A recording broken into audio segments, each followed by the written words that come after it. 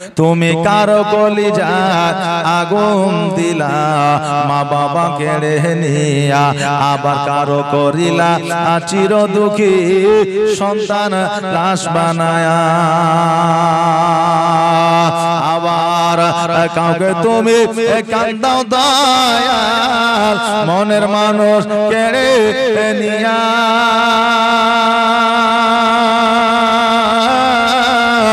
আবার কাউকে অল্প বয়সে রাখলে তুমি বিধবা বানায়া রে।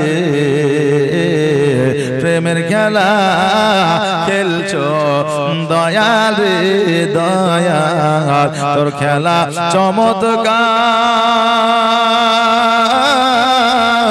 আর না পাকে মানুষ বানায়া আমি নাই সবা যার রে।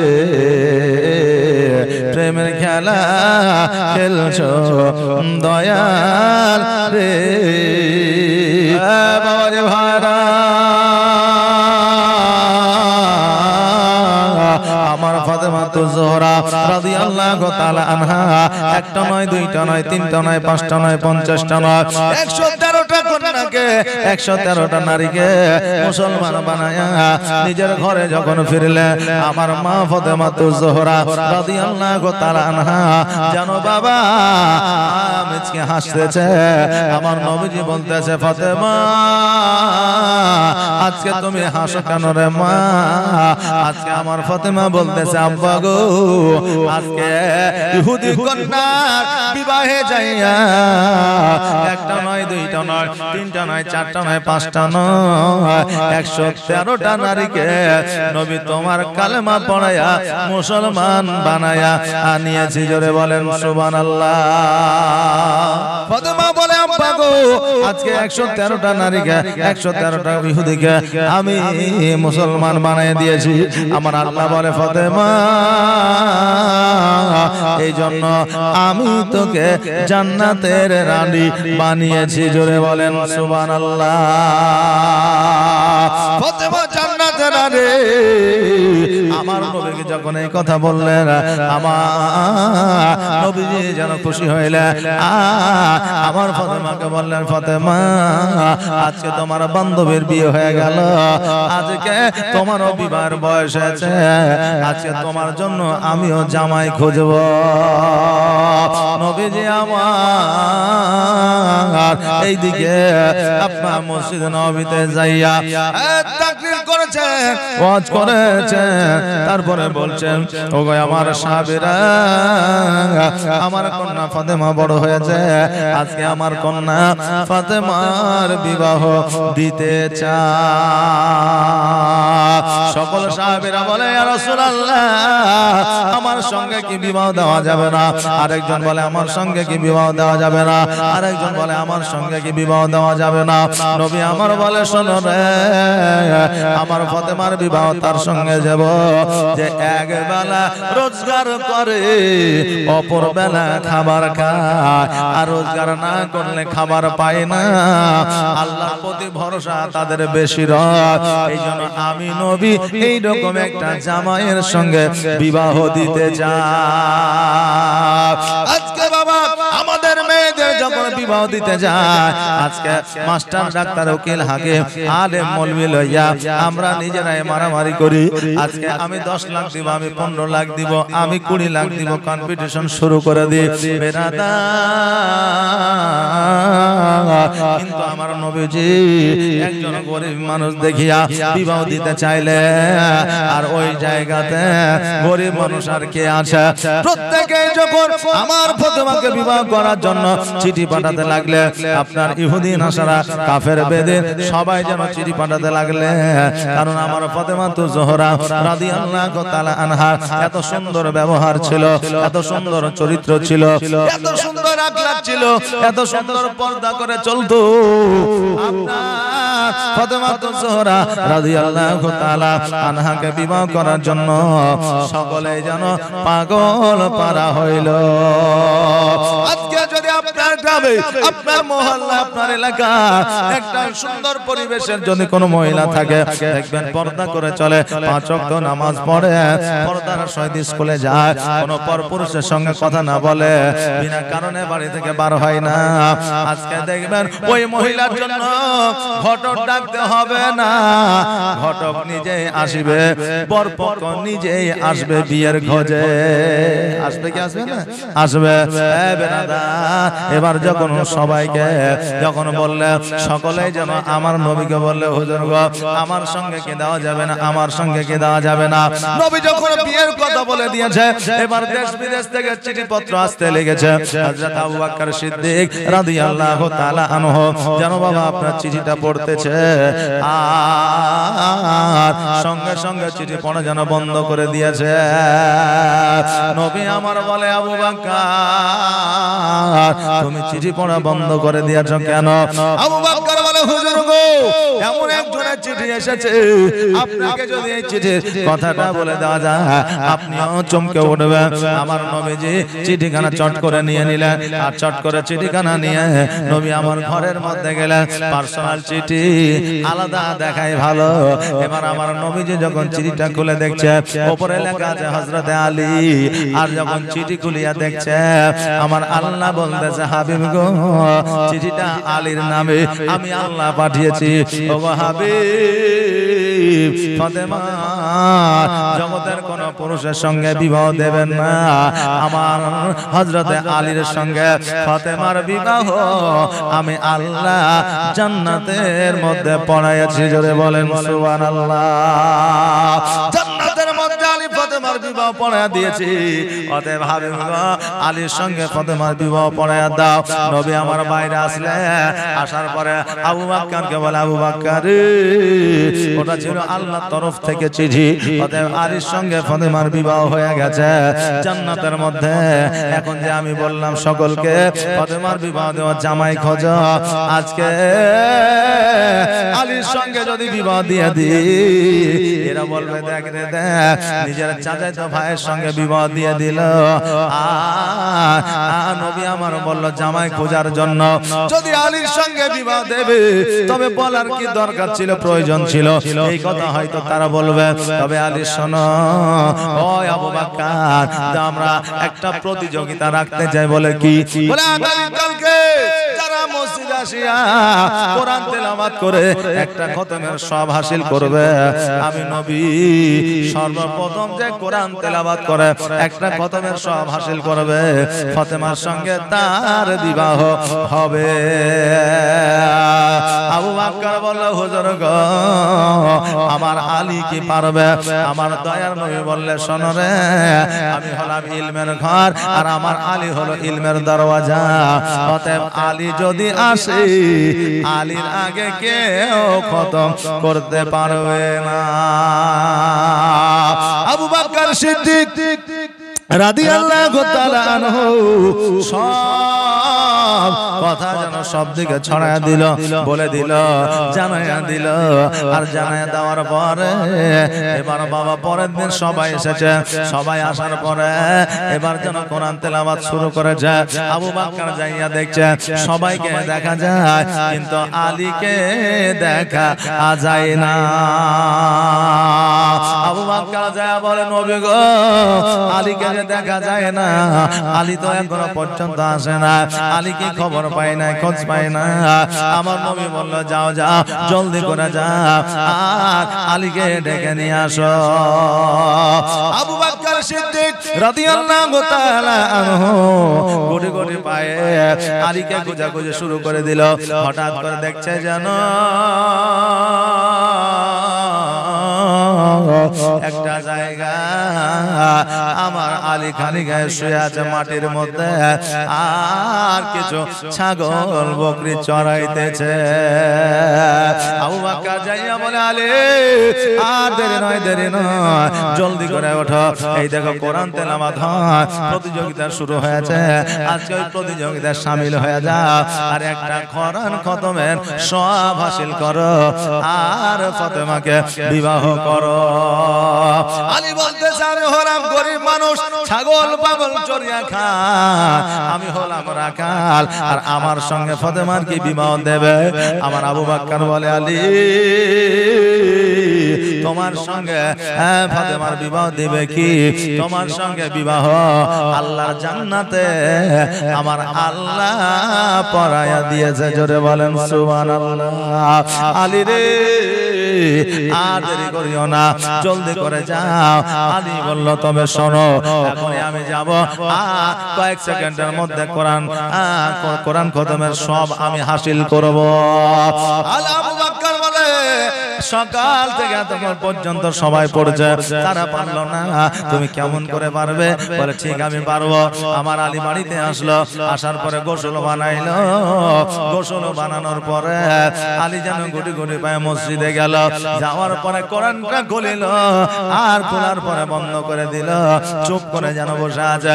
পাশে যারা ছিল তারা বলতে আলী আমরা সকাল থেকে কোরআন তেলাওয়াত করছি, আজকে আমাদের এখনো পর্যন্ত কোরআন তেলাওয়াত হয় না, আর তুমি কোরআন খুললে বন্ধ করলে কারণ কি? আলী বলতেছে আমার কোরআন খতম হয়ে গেছে। সবাই বলতেছে আলী আজকে ফাতেমাকে বিবাহ করার জন্য তোমার মাথাটা খারাপ হয়ে গেছে। আলী বলছে না না না, আজকে আমার মাথা খারাপ হয় না, আজকে তোমাদের মাথা খারাপ হয়েছে। আরে বাবা কি করে বিশ্বাস করা যাবে? যত বড় হাফেজ হোক না কেন, একটা পারা পড়তে 15 মিনিট লাগে, 12 মিনিট লাগে, তার চাইতে কমে পড়তে পারবে না।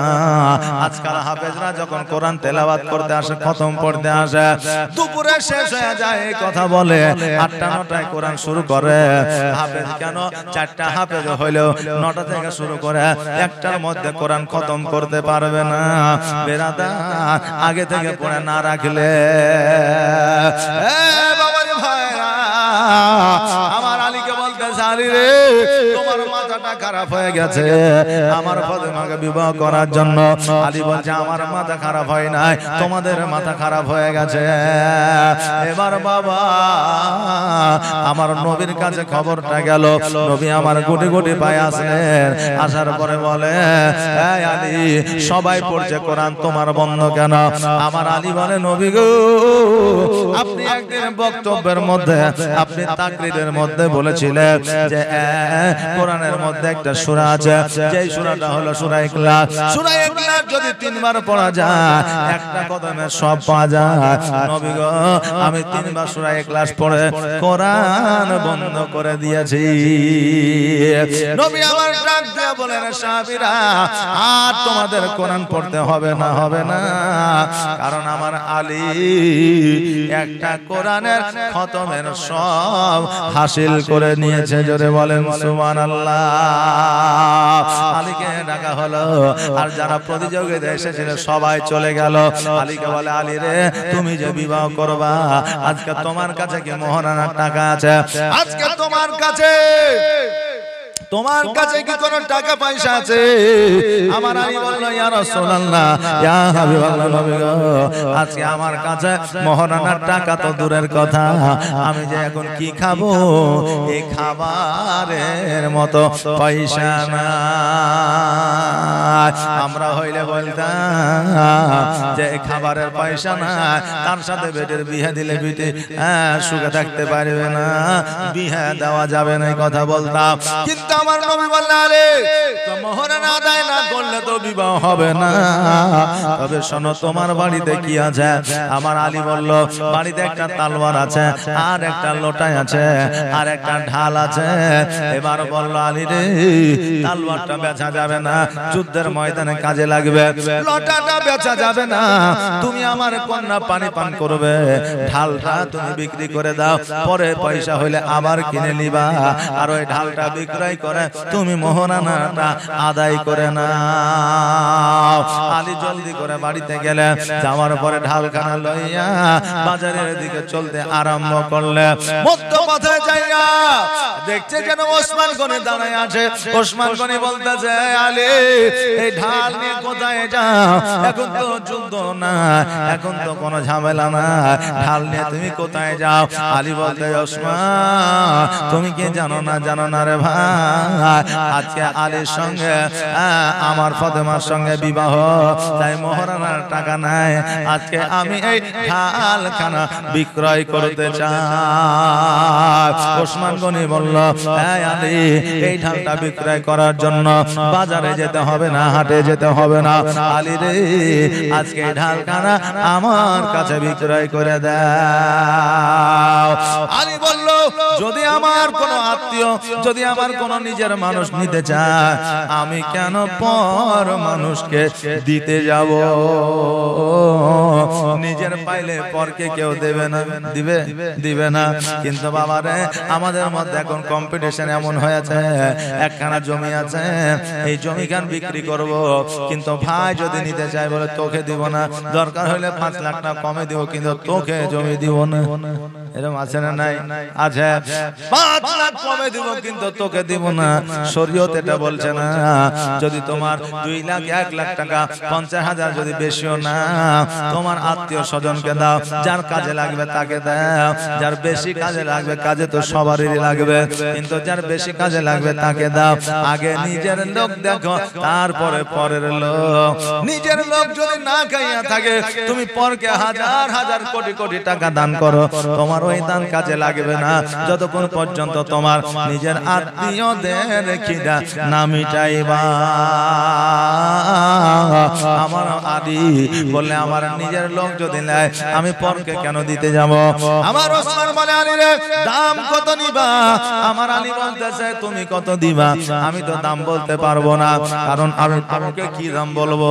তুমি যেটা দিবা সেটাতে আমি দিয়ে দিব। সঙ্গে সঙ্গে আমার হযরত ওসমান গনি পকেটে হাত ঢুকাইলেন, আর পকেটে হাত ঢুকানোর পরে যতগুলো টাকা বার হলো, আমার আলীর হাতে যেন দিয়ে দিল। আর আলী যেমনই পেয়ে গেল, ওসমানের হাতে ঢালটা তুলে দিয়া টাকাগুলো নিয়ে যেন ছুটতে আরম্ভ করলো। ওসমান বলে, আলী রে, একটু দাঁড়ায়া যাও, দাঁড়ায়া যাও, এত দাঁড়া কিসের বলো? আমার আলী বলতেছে, ওসমান, আমার শ্বশুর মশাই, আমার দয়ার নবী আমার জন্য অপেক্ষায় আছে, আমার যদি চাইতে একটু দেরি হয়ে যায়, আমি কিয়ামতের দিন জবাব দিতে পারবো না। আমার ওসমান গনি বলতেছে, ভাই আলী, তুমি তো যাবা যাবা, শোনো রে, আজকে যে আমার কাছে ঢালটা দিয়েছ, এই ঢালখানা তুমি আমার কাছে বিক্রয় করেছো? বলে হ্যাঁ। বলে, আলী, আজকে যদি তোমার টাকা পয়সা, আমার আলীকে বলতেছে, আলী রে, আজকে তোমার বিবাহ আমার ফাতেমার সঙ্গে, তুমি কি দাওয়াত করবা না? আমাদেরকে কি ডাকবা না? আমার আলী বলতেছে, ভাই, আল্লাহ যদি আমাকে ধনী বানাইতো, আল্লাহ যদি আমাকে টাকা পয়সা দিত, আল্লাহ যদি আমাকে যদি একটু বড় লোক বানায় দিত, আমি খানা দাওয়াত শুধু তোমাকে নয়, আমি পুরো আরো বাসীদের খাওয়াইয়া দিতাম, পুরো আরববাসীকে খাওয়াইয়া দিতাম। যেহেতু আল্লাহ টাকা দেয় না, পয়সা দেয় না, আমি কাউকে দাওয়াত করতে পারবো না। ওসমান গনি বলে, আলী, আমাকেও দাওয়াত করতে যদি আল্লাহ টাকা দিত? বলে হ্যাঁ। আমি ওসমান গনি বলতেছি, আলী রে, আমাকে দাওয়াত করলে আমাকে একটা উপহার দিতে হতো। আলী, আজকে যে ঢালখানা তোমার কাছ থেকে আমি কিনে নিলাম, এই ঢালটায় আমি তোমাকে উপহার দিয়ে দিলাম। জোরে বলেন সুবহানাল্লাহ। এই ঢালটায় তোমাকে আমি উপহার দিয়ে দিলাম। আলী যেন খুশি হয়ে গেল, ঢালখানা লইয়া আমার নবীর কাছে হাজির হয়ে গেল। নবীজি বলতেছে, আলী রে, ঢালখানা কি বিক্রয় হয় না? আমার নবী বলে, ঢালখানা বিক্রয় হয়েছিল, ওসমান গনি কিনেছিল। আমার ওসমান গনি পুনরায় আমাকে উপহার দিল। নবী বলে, আলী, এই জন্য আমার আল্লাহ তাবারাক তাআলা ওসমান গনির গুনার খাতা বন্ধ করে রেখেছে। জোরে বলেন সুবহানাল্লাহ। আসমানের দ্বারা এমন কোন কাজ হবে না যেই কাজে ওসমানের গুনাহ হবে। এই জন্য আমার আল্লাহ তাবারাক তাআলা তার গুনার খাতাটা বন্ধ রেখে দিয়েছে। আলী রে কত টাকা পেয়েছো একবার দেখা। আলী টাকাগুলো বার করে দিলে, কিছু টাকা বেলালের হাতে দিল, আর বেলালকে বলল, বেলাল যাও যাও বিবাহের কিছু বাজার করে নিয়ে এসো, আলীর জন্য পোশাক আশাক কিনে নিয়ে আসো। আর কিছু টাকা আমি ফাতেমার জন্য মোহরানার জন্য নিয়ে গেলাম। নবী আমার মোহরানার টাকাগুলো লইয়া আমার ফাতেমার বাড়িতে গেলেন। যাওয়ার পরে আওয়াজ দিলেন, আসসালামু আলাইকা ইয়া আহলাল বাইত। ঘরের মধ্যে থেকে উত্তর দিলেন। ফাতেমাকে বলে, মা দরওয়াজাটা খোলো, তোমার সঙ্গে একটু কথা বলবো। দরওয়াজাটা খুলে দিলেন। খুলে দেওয়ার পরে বলে, মা তোমার জন্য আমি একটা জামাই খুঁজেছি, তোমার বিবাহ আমি ঠিক করে ফেলেছি। মা রে আজকে ওই জামাই রাজা নয়, ধনী নয়, আজকে টাকা পয়সা বলা নয়, আজকে ওই জামাইটা হলো ছাগল বকরি চরানো রাখাল। সঙ্গে সঙ্গে আমার মা ফাতেমা জোহরা রাদিয়াল্লাহু তাআলা আনহা আমার নবীকে বলে, নবী গো আমার স্বামীকে তুমি রাগাল বলিও না, কারণ আমার স্বামী যাই হোক না কেন আমার স্বামী আমার কাছে রাজা। জোরে বলুন সুবহানাল্লাহ। প্রত্যেকটা মা আমার স্বামীকে যদি রাজা করে রাখে সে হবে রানী, আর যদি গোলাম বানায় রাখে আজকে গোলামের বিবি হবে তিনি। এই জন্য মারে তোমরা প্রত্যেকটা স্বামীকে রাজা বানায় রাখবা, চাহে টাকা থাক আর না থাক।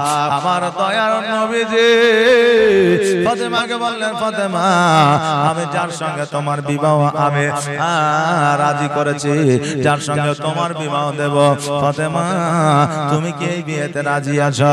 আমার ফাতেমা বলে, আব্বা গো আপনি যখন রাজি, আমি ফাতেমা আমি নিজেও রাজি। জোরে বলুন সুবহানাল্লাহ। ফাতেমা বলে, আব্বা গো আপনি যখন রাজি হইয়াছে আমিও নবী, আমিও ফাতেমা আমিও রাজি হইয়া গেছি। আমার মন যাইয়া রে দিল যাইয়া রে মুর্শিদ নিজে এর দেশে যায়। আমার মন যাইয়া রে দিল যাইয়া রে মুর্শিদ নিজে এর দেশে যায়। ও মুর্শিদ আমার ভাঙানা তার উপরে তুফান বা ঝলকে ঝলকে উঠে পানি রে, আগের নাও আরি রে কাঞ্চাবাসের বেড়া রে, বাজার লুটায়া নিল চোরে রে। আমার মন যাইয়া রে দিল যাইয়া রে মুর্শিদ নিজে এর দেশে যায়। ও মুর্শিদ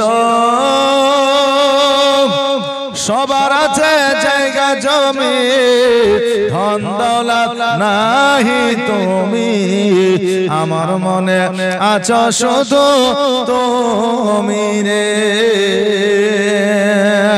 জীবনে মরণে ঠাই দিও মুর্শিদ চরণে, তুমি বিনে যেন মরি রে।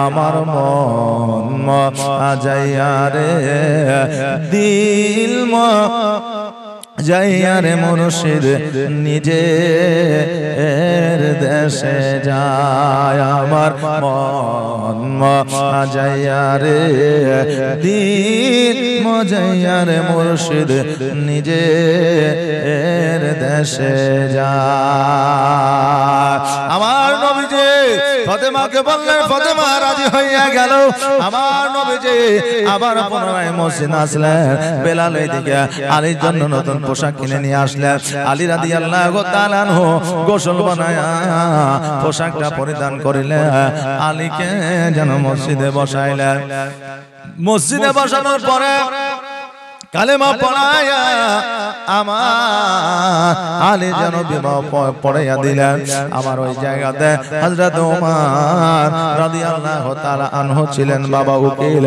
ওসমান গনি আবু বকর ছিল সাক্ষী আর বিবাহটা পড়িয়েছিলেন আমার নবী জোরে বলেন সুবহানাল্লাহ বিবাহ হয়ে গেল বিবাহ হয়ে যাওয়ার পরে আমার নবীর সেই সময় আপনার খেজুর বিতরণ করেছিল ও বাবা রাবিরা বর্ণনা করেছে মধু আপনারা বিবরণ করেছিল খেজুর আর মধু বিতরণ করেছিল আজকে নবী বিবাহে খুশি হইয়া সেই আমলে যদি খেজুর আর মধু যদি বিবরণ করতে পারে আজকে যে আমরা বিবাহের সময় অনুষ্ঠান করি এই অনুষ্ঠান কেন করা যাবে না আমার নবীজি আলী রাদিয়াল্লাহু তাআলা আনহুর বিবাহ দিয়া আমার নবীজি আলীকে তিনটা জিনিস উপহার দিয়েছিল এক নম্বর দিয়েছিল জাতা দ্বিতীয় নম্বর দিয়েছিল একটা পাটি আর একটা চাদর এই তিনটা জিনিস আমার নবী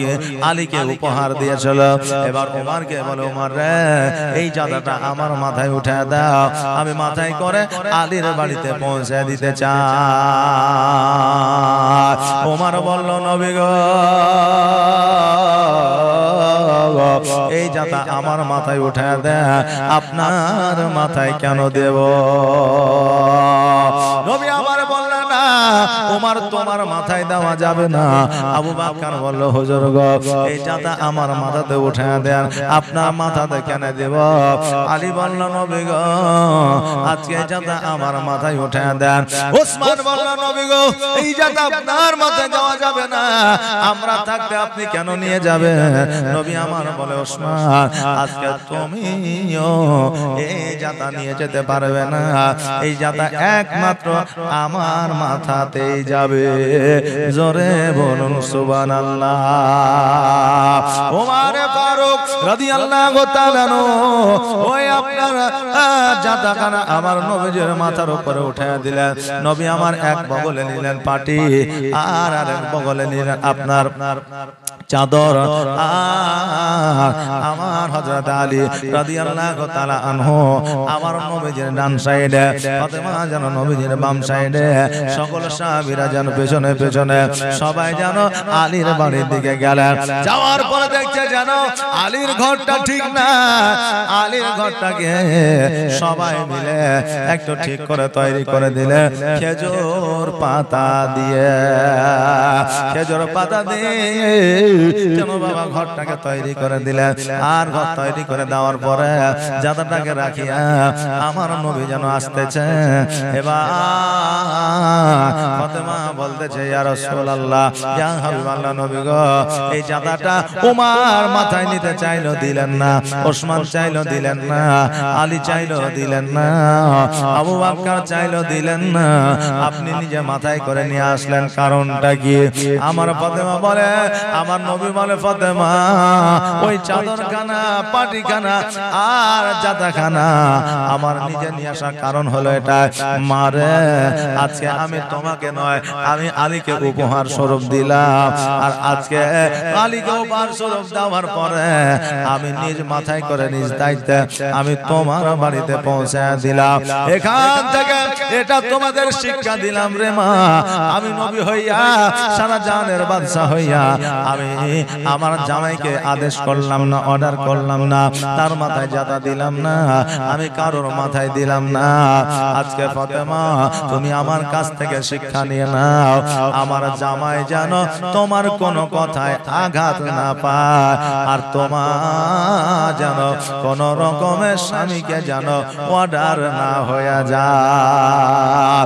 আরে ফাতেমা, আজকে যদি তোমার স্বামীকে একবার অর্ডার করে দাও, তোমার স্বামী যদি নারাজ হয়ে যাও, তুমি জান্নাতে রানী থাকবে না। আজকে তোমার স্বামীকে দিয়ে তুমি যদি কোনো কাজকর্ম করাও, তোমার কাজকর্ম, তবে তোমার জান্নাতে রানী আর থাকবে না। ফাতেমা, তুমি এমন কথা বলবে না যে কথায় তোমার স্বামী অসন্তুষ্ট হবে।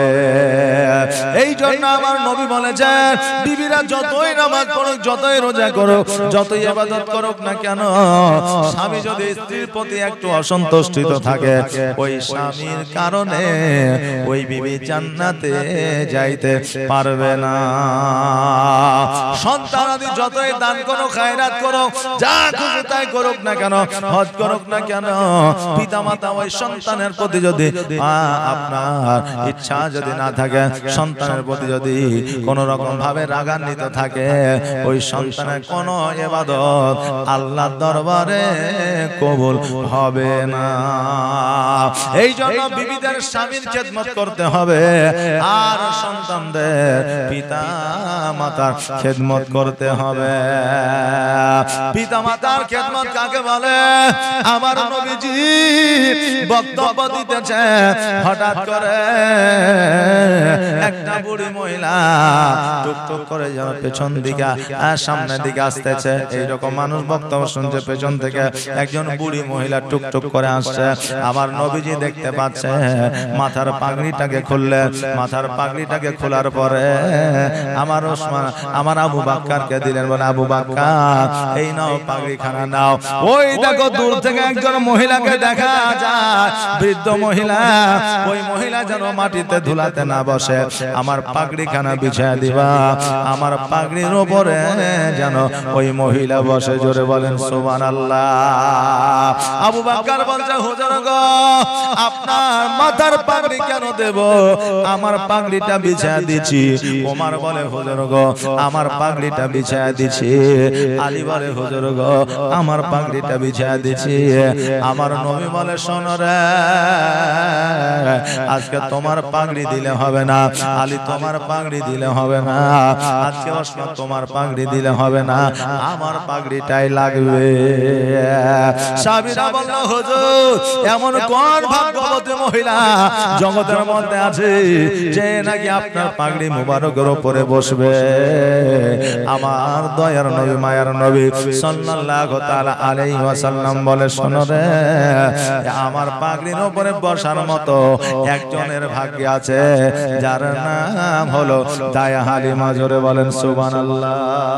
বাবা যে ভাইরা, আমার নবীজি বললেন, জগতের মধ্যে একজনই আছে আমার পাগড়ির মুবারকের উপরে বসার মতো, আর অন্য কেউ না, ও হলো আমার দাইমা হালিমা। জোরে বলেন সুবহানাল্লাহ। আমার নবীজি বুঝা দিলে যে নিজের মা নয়, দাইমাকে নিজের পাগড়ি বিছায় দিয়েছে, নিজের মা হইলে কি করতে আমাদের হবে? আরে বাবা, আজকে মায়ের গুরুত্ব জগতের মধ্যে এত বেশি যে আল্লাহ মায়ের পায়ের তলে জান্নাত রেখেছে। জোরে বলেন সুবহানাল্লাহ। বাবা, আপনার মা বেশি দামি না জান্নাত বেশি দামি? কোনটা? মা বেশি না জান্নাত বেশি? আপনার মা বেশি দামি। বলেন কেমন করে? আপনার পায়ের নিচে যেটা থাকে সেটার বেশি দাম হয় না, যেটা আপনার উপরে থাকে সেটার বেশি দাম হয়। আমার আল্লাহ সন্তানের জন্য মায়ের পায়ের নিচে জান্নাত দিয়েছে, এই জন্য জান্নাতের চাইতো মায়ের দামটা বেশি। জোরে বলেন সুবহানাল্লাহ। এই জন্য মায়ের খেদমত প্রযোজ্য আপনার জন্য জরুরি। মায়ের খেদমত আপনাকে করতে হবে। তবে মা যেমনই হোক না কেন, মা আপনাকে পয়সা দেখবা না দেয়, আপনাকে জমি জায়গা দেখবা না দেয়, আপনাকে যেভাবে রাখুক না কেন, দেখুক বা না দেখুক, আপনার যতটা পারবেন আপনার মা বাপকে আপনাকে দেখতে হবে। বেরাদার, আপনার মা বাপ যদি আপনার সঙ্গে অন্যায় করে, এই জন্য ওই পিতা মাতাকে আল্লাহ দরবারে জবাব দিতে হবে। পিতা মাতা সন্তানের হক আদায় করবে না, তাদেরকে যে কিছু বলতে হবে না তা নয়, তাদেরকেও কিয়ামতের দিন জবাব দিতে হবে। সন্তানের হক যদি আদায় করতে না পারে তো তাদেরকেও জাহান্নামে যেতে হবে। আমার আল্লাহ বলেছেন জগতের মধ্যে কোন সন্তান পিতা মাতার বিচার করতে পারবে না, আমি আল্লাহ ওই পিতা মাতার বিচার আমি নিজেই করব। জোরে বলেন সুবহানাল্লাহ। আজকে বাবা যে ভাইরা, আমার ফাতেমার সঙ্গে আলীর বিবাহ দিয়া আমার নবীজি 3টা উপহার আমার হযরতে আলীকে দিলেন। মরতে হবে একদিন তোমায় ভুলে যেও না, মরতে হবে একদিন তোমায় ভুলে যেও না, হবে মাটির বিছানা গো তোমার আসল ঠিকানা। এ গাড়ি বাড়ি টাকা করে কিছুই যাবে না, হবে মাটির বিছানা গো তোমার আসল ঠিকানা। ইজরাইল ফারিস্তা যেদিন হাজির হবে এসে,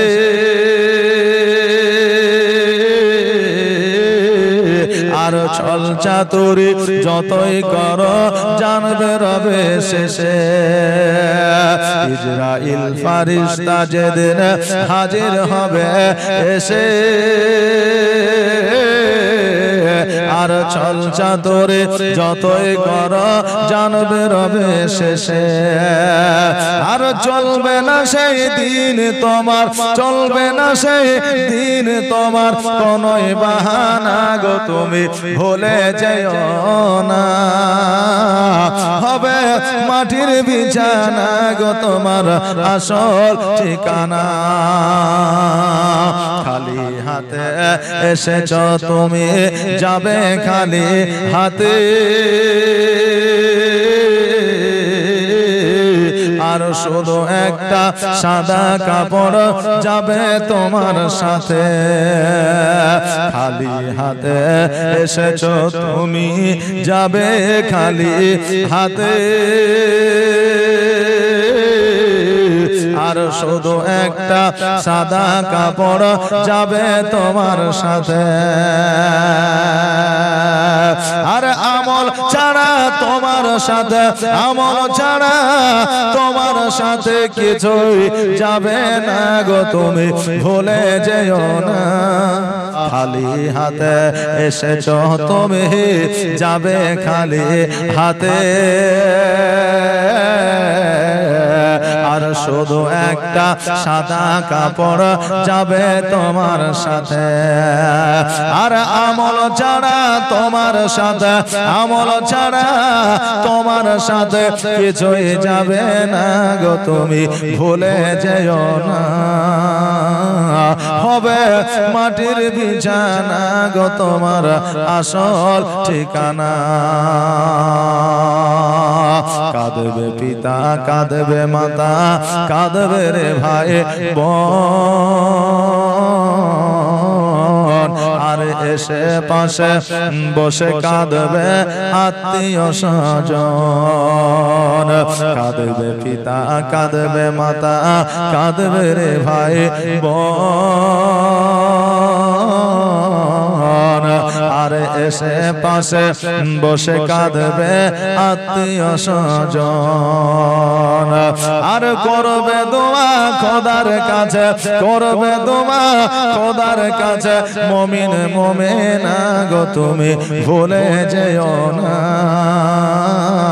হবে মাটির বিছানা গো তোমার আসল ঠিকানা। এ গাড়ি বাড়ি টাকা করে কিছুই যাবে না, হবে মাটির বিছানা গো তোমার আসল ঠিকানা। যেদিন তুমি এসেছিলে এই নাশাদের ভবে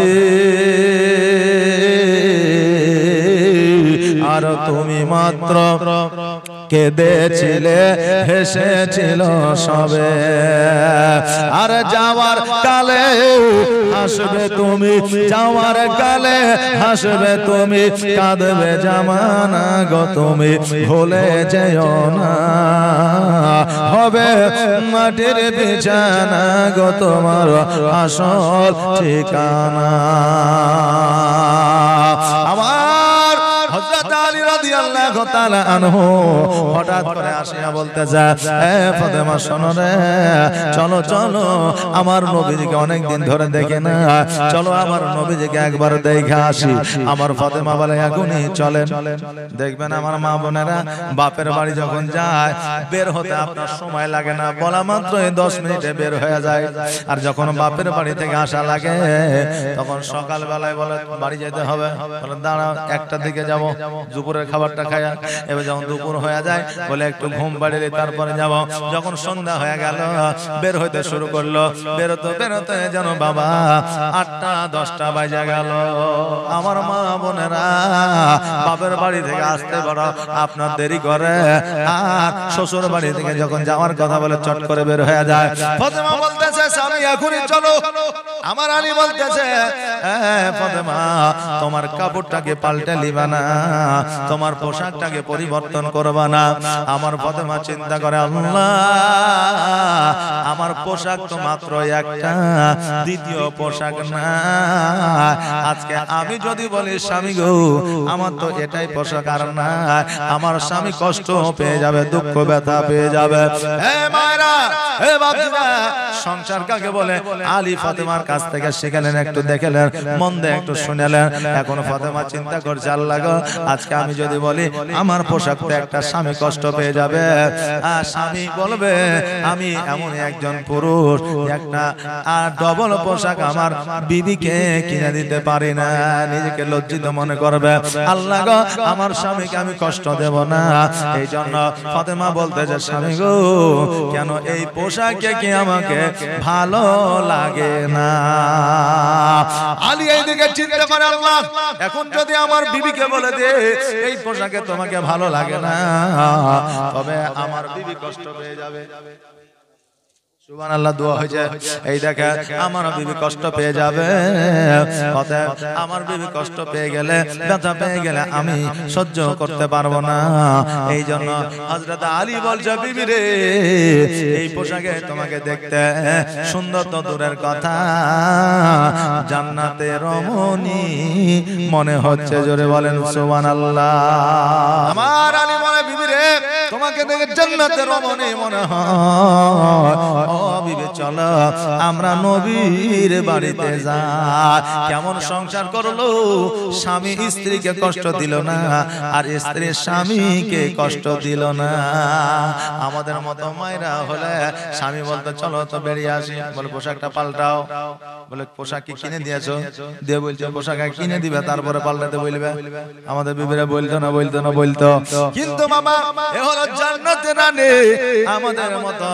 সাধারণ ঘরের রানী নয় আমার ফাতেমা আমার আলীকে লইয়া বাপের বাড়ি গেলে আমার ফাতেমা জীবনে কোনোদিন একা বাপের বাড়ি যায় না হযরত আলীকে সঙ্গে করে নিয়ে বাপের বাড়িতে গিয়েছে সুবহানাল্লাহ আজকে আমরা যদি স্বামীকে সঙ্গে করে বাপের বাড়িতে যাই আমাদের স্বামীদের সন্দেহ থাকবে না রাগ থাকবে না নিজের সন্তানের মতো শ্বশুর পরিবারকে নিয়ে চলবে আজকে শ্বশুর পরিবারেরা জামাইকে মেনে নিতে পারে না আজকে জামাইয়ের পরিবারেরা বৌমারাকে নিজের কন্যার মতো মেনে নিতে পারে না এই জন্য অশান্তি দূর হয় না জীবনের অন্তিম কালে আজরাইল আসিয়া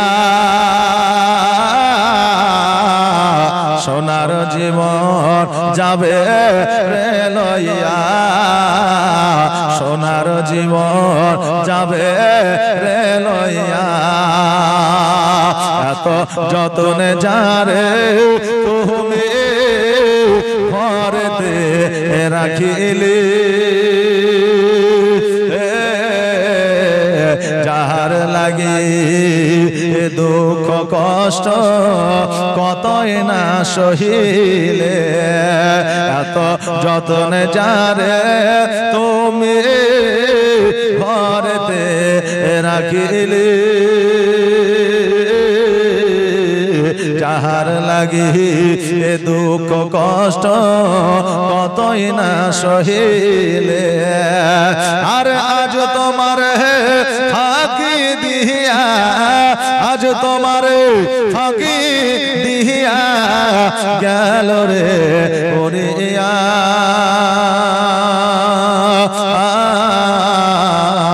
সোনার জীবন যাবে রে লইয়া সোনার জীবন যাবে রে লইয়া